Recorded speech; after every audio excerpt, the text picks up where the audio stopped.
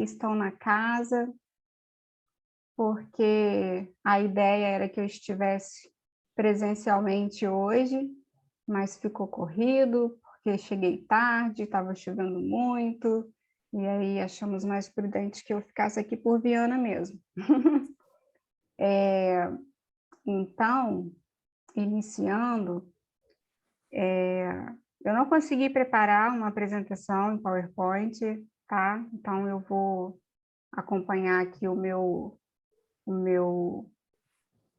estudo que eu fiz, né, mas sem apresentação. E aí, até porque é melhor que aí eu posso ver o rostinho de vocês, né? Então, o tema dessa noite é Ajudemos a Vida Mental, de Emmanuel, né, que está no livro Fonte Viva, Psicografia de Chico.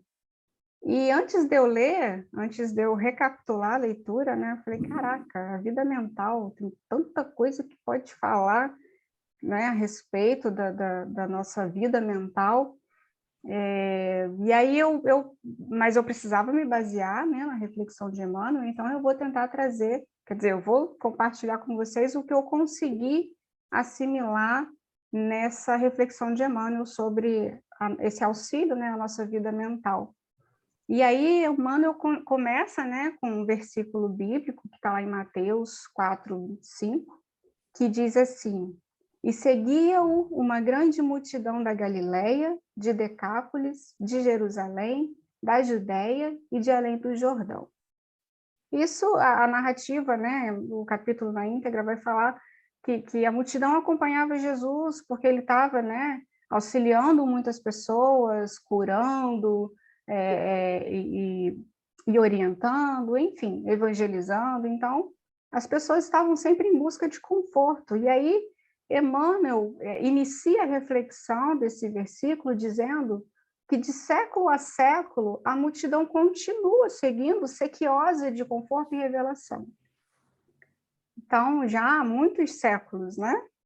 E aí, antes de continuar alguns trechos aí de Emmanuel, eu queria compartilhar com vocês, porque isso me veio à mente. Eu escutei outro dia de um psicólogo que ele dizia que quando se explica algo para uma criança, qualquer explicação é válida. Pode ser da forma mais simples possível, já fica perfeita, a criança já consegue entender. Então, você explica ali de uma forma bem simples, bem breve, e ela já absorve aquilo, então é fácil, qualquer explicação é válida. Só que o que se explica para uma criança de 4 anos de idade, por exemplo, ela pode levar isso para a vida inteira dela. Né? E aí o psicólogo estava falando da importância que deve se dar para essas explicações que a gente dá para as crianças, né? Principalmente os pais. E nós, adultos, temos essa responsabilidade de esclarecer a criança. Por quê? Dependendo da forma que a gente explica, ela pode levar isso para a vida inteira, e aí na fase já adulta, né, já racional, ela continua com aquela explicação de quando tinha 3, 4 anos de idade e acaba provocando problemas na vida adulta, né? Inclusive traumas. Então, o X da questão é quando essa criança cresce, a pessoa cresce e continua com a mesma explicação de quando era criança. E isso é muito importante de se pensar, né? E de se atentar, porque a nossa consciência, ela cria a nossa realidade. No livro Pensamento e Vida, que nós do ESD, né, o ano passado, salvo engano, a gente fez um estudo, né, desse livro no início da pandemia, e lá na primeira lição, que é Espelhos da Vida, Emmanuel nos traz essa informação de que a nossa mente cria a nossa realidade. E nessa lição Espelhos da Vida fala exatamente isso, né? Que a mente é o espelho da nossa vida em toda parte. Então, o reflexo esboça a emotividade plasma a ideia determina a palavra e a palavra comanda a ação. Então, se a gente não vigia o que a gente está pensando, a gente cria através desse passo a passo, né? Pensamento vira uma emoção, que vira uma ação, e por aí vai. Então, por isso, essa questão da nossa mente criar a nossa realidade, a nossa consciência. Então, é importante que a gente atualize os nossos conhecimentos. Imaginemos uma pessoa que estuda até a 4ª série. Na minha época era até a 4ª série, né? Primária, depois tinha o ginásio, que era da 5ª à 8ª, mas hoje isso mudou, né? Hoje tem Fundamental 1 e Fundamental 2. Então, vamos supor que a pessoa estuda ali até o 6º ano do ensino fundamental 2, ou até, enfim, fica por aí entre o Fundamental 1 e 2, e ela para de estudar. E aí ela cresce e quer atuar como engenheiro civil, ou médico. Ela vai ter chance de ter sucesso? Não vai, né? Ela precisa estudar. É importante que estude para que se consiga desempenhar determinada função, né? Nesses casos. Inclusive, uma pessoa que estudou medicina, vou tirar como exemplo a Isalina que está aqui, que estuda, né, que se formou em odontologia, é de sucesso na profissão dela, e eu me recordo que, acho que antes da pandemia, não sei exatamente, ela me disse que estava fazendo um curso, estava participando de um congresso em algum lugar, que ela precisava se atualizar com o que tinha de novo na odontologia. E outros amigos médicos também que eu conheço, que constantemente precisa continuar os estudos, porque a medicina vai evoluindo, vai se inovando, e o profissional precisa se atualizar, porque senão ele fica atrasado na função dele, na profissão dele, e não consegue desempenhar um bom papel, né? Passa a não ter sucesso mais na profissão porque está desatualizado. Então, olha a importância que a gente tem ao longo da nossa trajetória, da nossa vida, nos atualizarmos, seja na nossa profissão, em tudo, em todos os aspectos da nossa vida. E aí, o que Emmanuel traz nessa lição, que eu assimilei, foi essa importância da gente se atualizar, se orientar, né? E aí a gente vai prosseguir aqui, eu fiquei pensando, né, em tantas ajudas que a humanidade já recebeu e vem recebendo, e aí eu resumindo em miúdos, né, lá atrás a gente teve Moisés, que representa as leis, né, as leis de Deus. Então Moisés, desde então, ajudava o povo, né, auxiliava o povo a pensar no sentido, né, trazendo a ideia do Deus único, e aí ele apresentou as leis para aquele povo, né? Então, isso já foi uma ajuda para que o povo tivesse uma direção, um entendimento melhor sobre Deus, né? Como um único Deus e como um Pai que, enfim, que nos ama e que a gente precisa seguir as leis dele. Então, desde lá, a gente já vem recebendo ajuda. Depois de Moisés, tivemos diversos profetas que, de alguma forma, aliás, vieram trazer informações para que a humanidade continuasse evoluindo, se inteirando, né, dos ensinamentos. Além dos profetas, tivemos diversos filósofos, alguns até na nossa codificação espírita, citados por Kardec, como Sócrates, Platão, pensadores que antes de Cristo, né, séculos antes de Cristo, já estavam ali auxiliando a humanidade a pensar, né, a raciocinar. E eu gosto de lembrar de Sócrates, porque ele tem ensinamentos riquíssimos. Um deles, que é muito marcante para mim, é que quando ele estava fazendo a defesa dele, ele poderia ter utilizado alguns meios para se defender e não ir, né, para a execução. Mas ele optou por não, porque ele não queria se corromper, ele não queria usar ele queria, na verdade, ele estava, assim como Jesus, né? Ele não podia agir contra aquilo que ele estava ensinando, né? Então, ele optou por ser executado, optou, entre aspas, né? Ele se permitiu ser executado porque ele não queria usar meios que fosse contra o que ele acreditava, o que ele ensinava, né? O que ele pregava. E eu lembro de um trecho, salvo engano, está no livro A Caminho da Luz, que tem um trechinho falando sobre Sócrates, e a esposa dele fala que era injusto ele estar ele ser condenado, né, estar preso e ser condenado, e ele falava assim, mas você queria que fosse justo, né?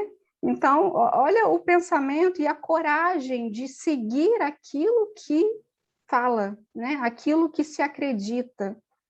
Enfim, tivemos diversos outros que até hoje trazem reflexões importantes para o nosso sentido de vida. E aí, não poderia deixar de citar Jesus, né, que veio na condição de Cristo, de espírito puro, cumprir as leis que Moisés havia trazido, né? Então, no primeiro capítulo do Evangelho, segundo o Espiritismo, Kardec nos traz essa reflexão, né, que Jesus não veio destruir a lei, mas veio cumpri-la, e nos deixou ensinamentos vivenciados por ele, e com isso ele atraiu multidões. Mas a gente ainda está tentando, né, vivenciar esses ensinamentos devagarinho, mas a gente tá seguindo. E aí, outro trecho da reflexão de Emmanuel, no livro Fonte Viva, dessa lição, Emmanuel traz um trecho assim, boa vontade e cooperação representam as duas colunas do edifício da fraternidade humana, e contribuir para que a coletividade aprenda a pensar na extensão do bem é colaborar para que se efetive a sintonia da mente terrestre com a mente divina. Então, olha a importância da gente se orientar, né, da gente estudar, da gente se atualizar e colaborar para que se efetive essa sintonia com o nosso, né, dessa sintonia da nossa mente com a mente de Deus. Então, e aí, quando eu citei Jesus aqui há pouco, né, que nos deixou ensinamentos riquíssimos que ele vivenciou na prática desse cumprimento das leis, eu fiquei pensando, por que será que é difícil seguir os ensinamentos de Jesus? Por que será que é difícil? Eu escuto, e já até disse isso no passado, hoje eu não digo mais, mas eu já escutei muito falar assim, eu não sou Jesus, e estou longe de ser. Eu ainda vou ter muitas encarnações, eu ainda vou vir muitas vezes, eu não tenho pressa. Ou, nem tudo é do espírito, a gente vai ter infinitas existências para poder conseguir chegar, e a gente vai se acomodando nessa crença, né, de que a gente vai ter infinitas possibilidades de progredir, e vai deixando, porque hoje é muito difícil ser Jesus. Hoje é muito difícil colocar em prática o que Jesus deixou para nós como a prática dele, né? Porque ele não falou, ele fez.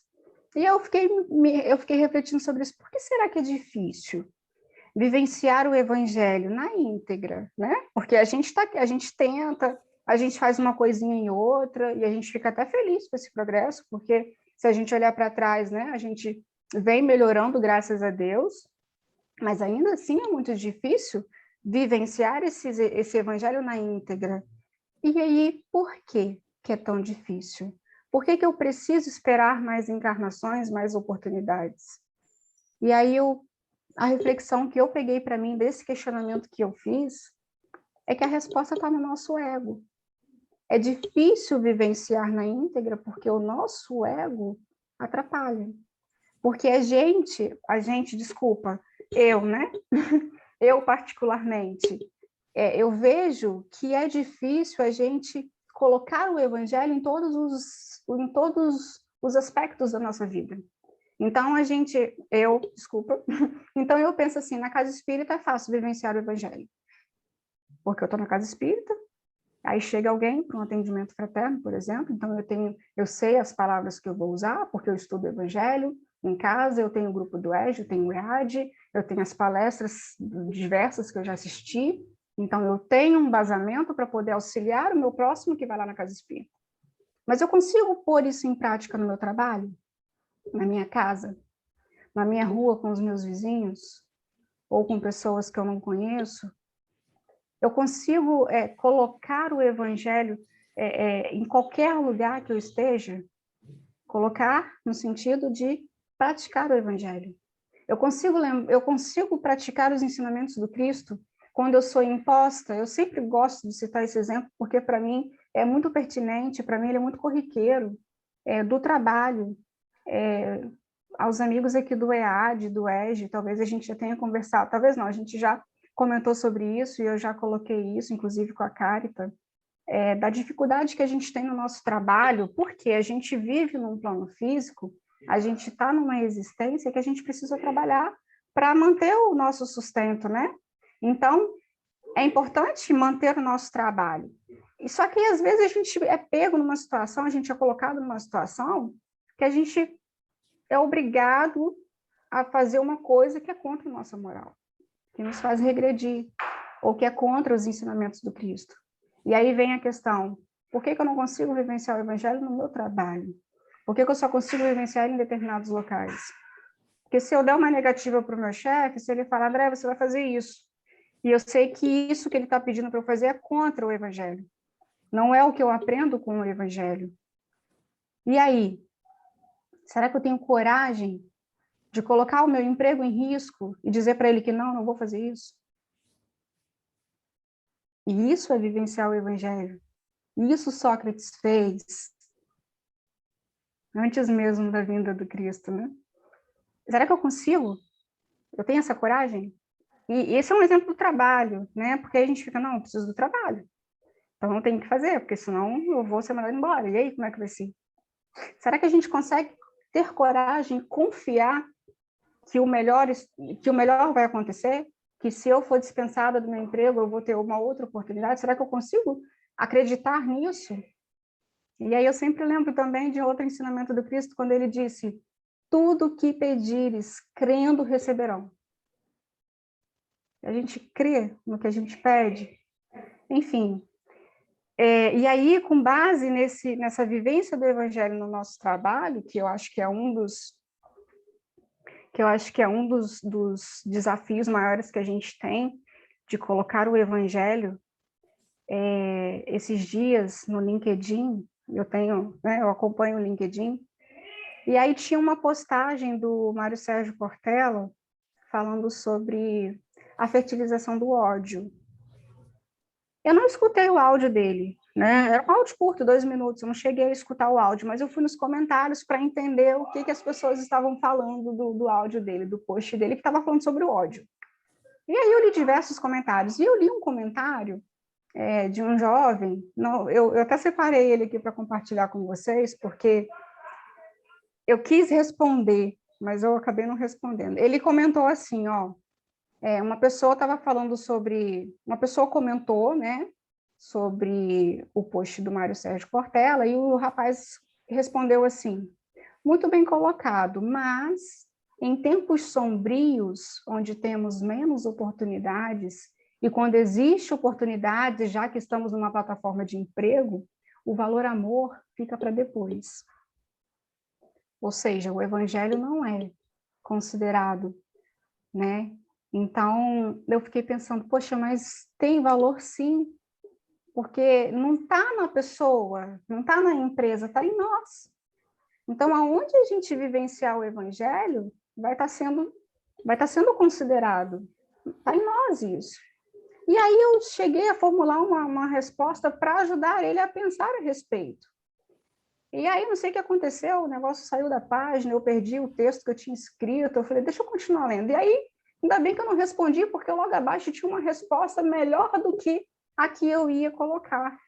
E que eu fiquei encantada, porque o rapaz colocou uma reflexão que até para mim, assim, sabe, me fez... Porque a gente esquece, a gente estuda, a gente sabe, mas a gente às vezes não vigia e esquece.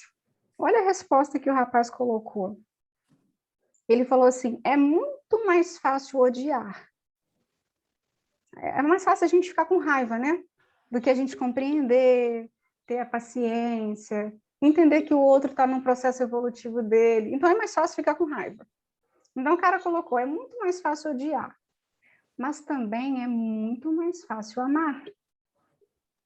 Amar e respeitar o próximo, amar é respeitar o seu próximo. E para que isso aconteça, é necessário filtrar. filtrar o que você quer para que a sua sintonia com a vida seja equilibrada e harmoniosa.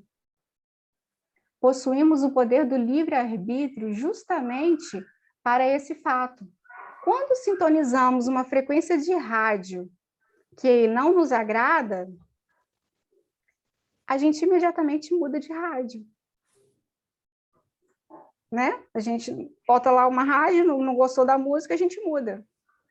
E assim é o nosso desafio diário, para não fertilizarmos o ódio.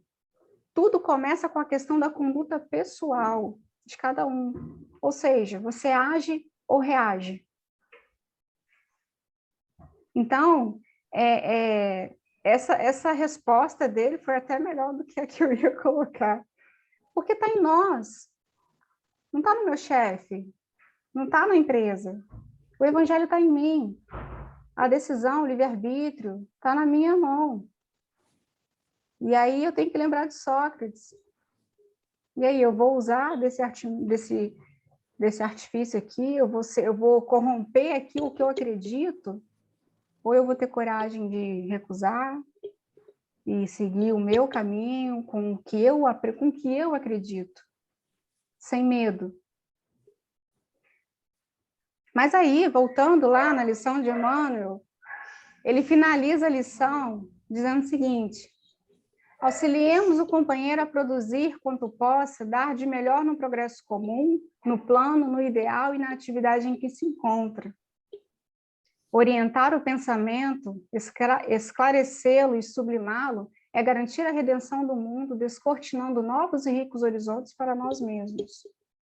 E ele finaliza: ajudemos a vida mental da multidão, e o povo conosco encontrará Jesus mais facilmente para a vitória da vida eterna. Então, é a gente se ajudar, e nada melhor do que com o exemplo, do que vivenciar para a gente conseguir orientar, para a gente conseguir ajudar o que está ao nosso lado. Então, a gente também já comentou outras vezes aqui nos nossos grupos de estudos que saber é uma coisa, mas vivenciar é outra completamente diferente. Então, a Caritas já fez um trajeto de carro e falou: amiga, é tranquilo, pode ir que é tranquilo. Eu nunca fiz o trajeto, mas ela já fez e ela falou que é tranquilo. Eu não posso falar que é tranquilo, eu nunca fiz, porque a experiência dela é dela. E a minha é minha, isso é único, a nossa vivência é única, então eu não posso me basear só no que eu escuto. Então eu escuto que Jesus fez isso, fez aquilo, que Jesus é amor, que Deus nos ama infinitamente. Eu não posso só escutar e achar tudo lindo, porque não é filosofia. Os ensinamentos foram colocados para serem praticados. E a gente precisa ter coragem de praticar esses ensinamentos onde quer que a gente esteja, não só na casa espírita, não só na nossa casa, mas no nosso trabalho principalmente, porque para quem trabalha, a maioria de nós trabalha, então a gente precisa ter esse exemplo, a gente precisa vivenciar o evangelho no nosso ambiente de trabalho e ter essa coragem. Mas devagarinho a gente chega lá, com coragem, com persistência. E eu não poderia deixar de finalizar essa questão do auxílio, né, de ajudarmos o nosso próximo a pensar, né, a seguir conosco, né? O nosso esforço de estudar e de evoluir, compartilhar com o nosso próximo. Então, não poderia deixar de finalizar com a fala de Kardec, no Evangelho segundo o Espiritismo, no capítulo 6, item 5, onde ele diz: espíritas, amai-vos, este é o primeiro ensinamento. Instruí-vos, eis o segundo. Porque no cristianismo encontramos todas as verdades, mas a gente precisa estar em constante estudo.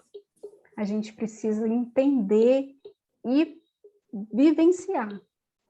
E a gente só vai vivenciar se a gente entender de verdade. Então, que a gente possa continuar, não esmorecer, continuar estudando, continuar entendendo, buscando o entendimento do Evangelho, para que melhor a gente possa ajudar a todos ao nosso redor. Essa é a reflexão que eu consegui pegar dessa lição de Emmanuel, de ajudarmos, né, a vida mental. E é isso, que a gente possa se instruir cada vez mais para instruir aos que estão ao nosso redor. Que Jesus nos conforte, nos abençoe, nos ilumine. Beijo. Muito obrigado, André. A casa agradece do fundo do coração.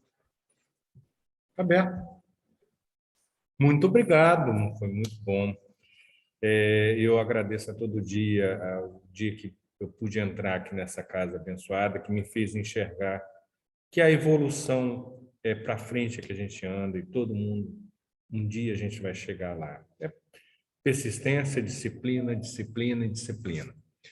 Então a gente vai encerrar fazendo a nossa prece,